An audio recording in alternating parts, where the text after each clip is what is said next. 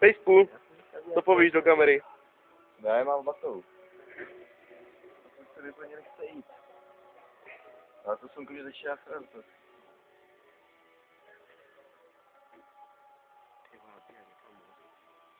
Dneska byste... Ty vole, tady ten víkend byl Stvořený. tak vole ráno. My jsme zalezli pak do hospody, bude ideální počasí. Černotíně by šlo úplně přehodu. Na čerťákách, ty vole, úplně našavený, vole. Teď, jak pofukuje, tak už třeba ne, ale ty vole, od rána bylo úplně krásné. Mě to, jak jsem tam byl vlastně v tom listopadu na Čerťákách, to bylo úplně už byla celkem kosa, ale ty skály, to bylo nahřátý, to prostě, to člověk se, to člověk prostě si prostě na ty skály zahřál, jako jak měl dva zima, když se na skálu. Já miluju v létě, vole. Já vždycky jsem na tu skálu a teď tak kopat.